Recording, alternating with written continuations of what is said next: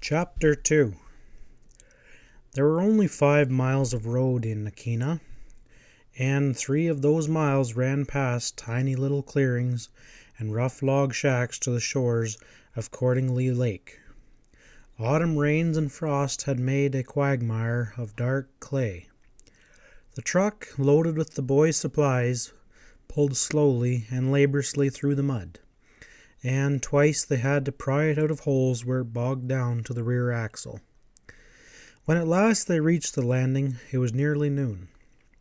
The driver helped them pile their outfits on the rocky ledge by the water, then turned his truck around and waved a friendly farewell.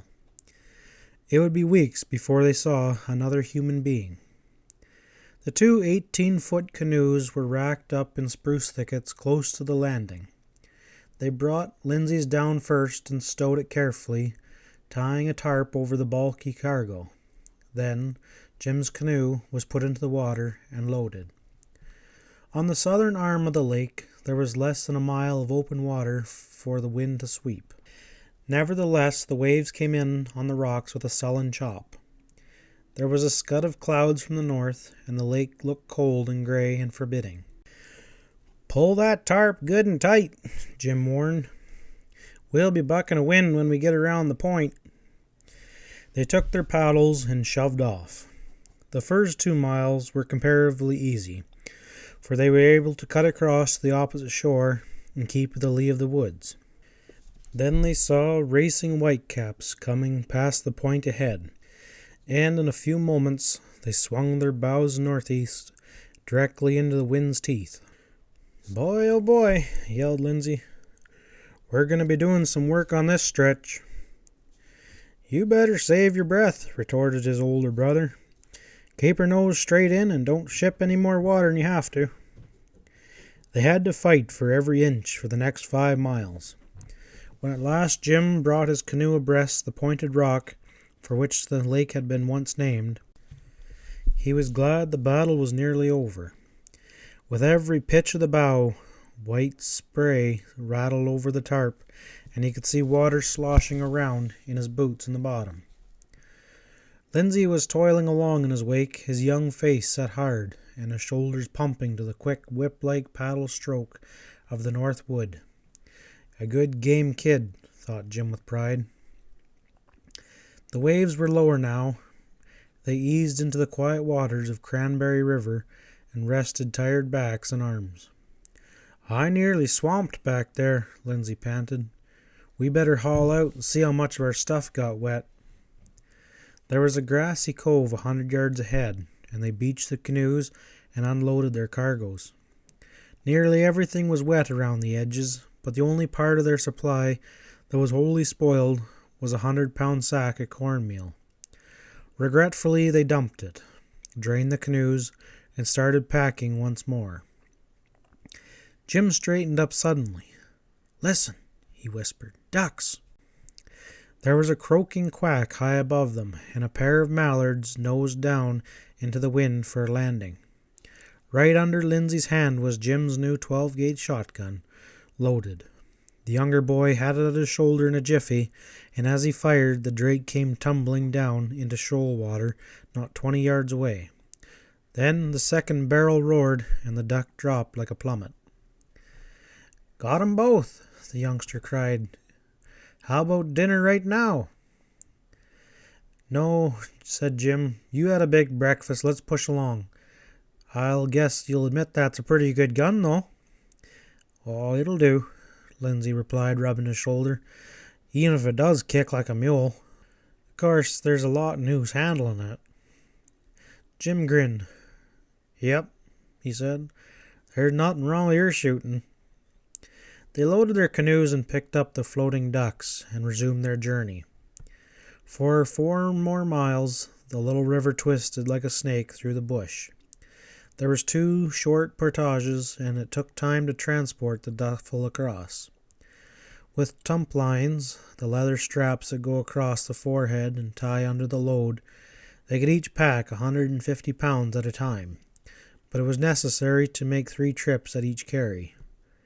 First, the sack of flour and meal and the grub box. then the heavy duffel with the sleeping bags and other bulky things piled high on top, and finally the shoulder packs and canoes. To pick up an 18-foot canoe when you're already loaded with a 60-pound pack sack is no easy feat, but to these youngsters, woods trained almost since their birth, portaging was as natural as walking. Their muscles moved instinctively in the easy leverage that lifts a canoe and swings it into place on the shoulders like the shell of a giant beetle. It was 4 o'clock when they paddled down the river mouth into Poplar Lake. The winds had died down and they were able to go at a better speed. "Come on," called Jim over his shoulder. "We want to make camp before dark. Only 3 more miles." There was a cabin on the north side of the lake, built by Jim and his father the year before. It was snug enough, with a small stove, a hand-hewed table and bench, and a pole bed built into one corner. They made camp methodically but quickly. While Lindsay cleaned the ducks, Jim felled a dry jack pine and split a good pile of firewood. Then, as the meat sizzled over the fire, they unloaded the canoes and brought the perishable goods inside and spread a tarp over the rest. This was to be Lindsay's home camp for the winter, so most of his outfit would be left here. Biscuits, baked by Miss Vanderbeck that morning, and a pot of hot cocoa supplemented the rich dark meat of the mallards. The boys ate till they could hold no more, then piled the bed with fresh balsam boughs and climbed into their elderdowns. Outside, the wind went sighing through the spruce tops, and the water lapped softly in the reeds.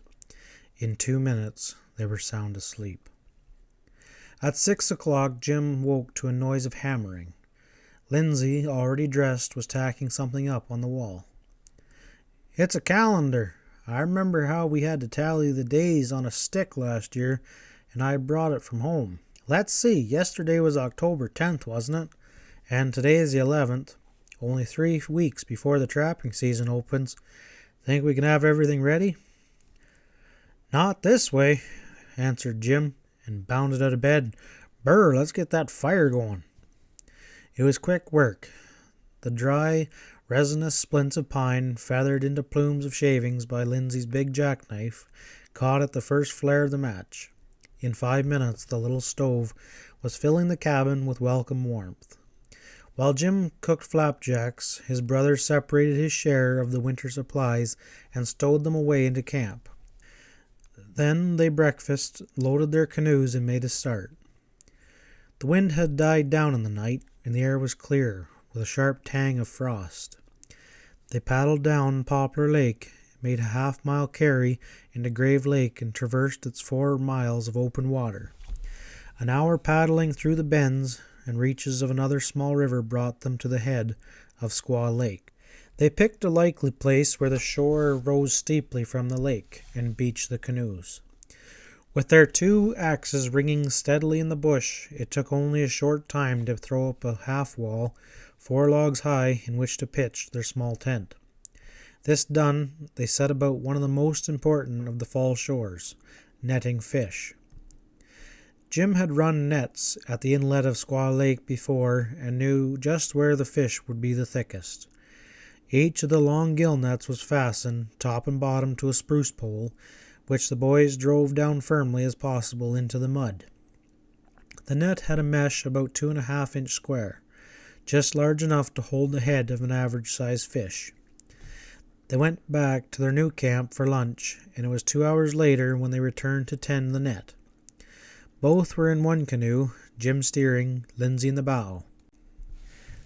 As they rounded a wooded point, the younger boy stopped suddenly paddling and reached stealthily behind him. Jim followed the directions of his eyes. There, on the bank, not 100 yards away, stood a big buck deer, perfectly still, watching them with no sign of alarm. "Ah, thunder," muttered Lindsay, looking foolish. "I was all set to grab the rifle. Forgot we left it in the tent, and what a shot." Jim laughed. "Maybe we'll have time to go back for it. He don't seem to be in any hurry." But even as he spoke, the deer turned with a leisurely movement, flirted his white tail at them, and ambled into the bush. There was fish in the net. They could see the poles shake as they paddled nearer. Starting at one end, they pulled in the coarse mesh hand over hand, and soon had 20 good-sized suckerfish, whitefish, bullheads floundering in the bottom of the canoe. Back at camp, they were busy until nearly supper, cleaning their catch. Then a hole was cut in the tail of each fish, and a stick ran through, and they were hung on a high rack out of reach of 4-footed marauders. It was dark when they started the fire, and they took their time over an excellent supper. Jim had found a comfortable bed of moss to sit on and leaned back with his shoulders against a tree, leisurely sipping the last of his cocoa. "Oh boy," he muttered, "this is what I call." But he never got out the last words, for at that instant there was an ear-splitting scream in the woods right behind him. "Good gosh," whispered Lindsay shakily. What was that?" Both boys stumbled to their feet. "Lynx, I guess," Jim answered. "Sounded like someone being murdered, didn't it? Get the flashlight. I'll take the rifle." They were glad to stay close together as they moved cautiously into the woods. A little way back into the tent, the ground pitched downward into the swamp, filled with evergreen thickets and a snarl of fallen trees. "I can't see him. Can you?" asked Lindsay with his teeth chattering. "Don't shake that light so," Jim whispered. "Hold it steady, maybe we'll flash his eyes." But the beam of the torch fell on nothing but tangled brush and dark muddy pools. The scream was not repeated, and after a few minutes both youngsters were glad to go back to the cheery glow of the fire. It was comforting to feel the solid thickness of the log wall between them and the night when they turned in. They lay there, snug in their elderdowns, and discussed the noise they had heard. "I'm certain now it must have been a lynx," Jim argued. "I've heard Emil tell about hearing 'em, just like a woman hollering. Come to think of it, he said it was the fresh smell of fish around the camp that brought them, just like any cat. Maybe I'd better go see if those fish of ours are safe." He crawled out of his sleeping bag and went to the tent door. The fire had been quenched before they left it. There was no light but the pale glimmer from the lake. Jim turned the flashlight in the direction of the fish rack and pressed the switch. Something went off, crashing into the brush, a good-sized animal by the noise of it. "Get out of here!" yelled the boy loudly and threw a chunk of wood after the intruder. The fish on the rack were undisturbed, he found, and when he had made sure they were hung at a safe height, he returned to bed. The boys rose early to another fair day. As soon as breakfast was finished, they prepared to pull the net again. "Hold on," said Jim, as Lindsay was launching the canoe. "This time we want that rifle along." He went into the tent for it, and his younger brother heard sounds of wrath as he emerged. "Darn it, look at that!" Jim cried. "The front sight's gone. I must have hit it on a tree in that fool hunt of ours last night." For 5 minutes they searched the rough ground back of the camp, but the bit of metal was thoroughly lost. "What can we make one of?" Lindsay asked. "I know. You got any money, a penny or something?" Delving into his pockets, Jim finally produced a nickel. Lying it edgeways against the slot in the rifle barrel, he gave a surprised whistle. "It'll fit," he exclaimed. "You have good ideas there sometimes, kid." Jim went into his possible sack, the small canvas bag that held his personal necessities, and took out a file. And when the edges of the coin had been chopped off, he worked the metal down to something like the right size. A little careful hammering drove it home firmly into the slot. Jim sighted along the barrel and shook his head dubiously. "Doesn't look bad," Lindsay ventured. "I don't know," the older boy replied. "I expect these are made to be just so, accurate to the thousandth of an inch. Old man Winchester'd probably throw a fit if he saw it. Well, it'll have to do. Let's get started." The new sight was given a test before it was 10 minutes old. They came around the point, half hoping to see yesterday's buck. Instead, there was a big, dark animal, knee-deep in the grass at the water's edge, a young bull moose. Hold her as she is, breathed Jim. He laid down his paddle and picked up the .32. As he cocked it and brought the stock to his shoulder, the moose lifted his head, looking towards them. The distance was about 200 yards. Jim notched the shining bead of nickel squarely in the rear sight and laid it on the big beast's head, and as he pressed the trigger, the moose staggered, hit hard, and at the next shot, down he went. Paddling breathless towards the spot, Jim waited, half expected to see his quarry rise and scamper off, but the brown bulk in the grass did not move. "Look at that!" cried Lindsay. "Right between the eyes. Who says there's anything wrong with that front sight?" He pulled the moose a few yards to dry ground and began skinning operations. Neither of the boys was a greenhorn at this job. They had done it many times before, and the young bull's hide peeled smartly off the firm flesh. When the carcass was laid bare, Jim cut into the quarters, and they loaded the canoe. The next few hours were spent back at the tent, building a special rack for the meat and stretching the hide over a log. Later on, the hair would be scraped off and the hide cut into strips for snowshoe filling. "There," said Jim when they had finished. "Enough meat to last till Christmas, looks like. How about a nice pan of fresh moose liver for dinner? Must be almost time to eat." They fried part of the liver and enjoyed a repast that any epicure might envy. Then they visited the net once more and took out between 30 and 40 fish. Before they had done cleaning them, the afternoon was almost gone.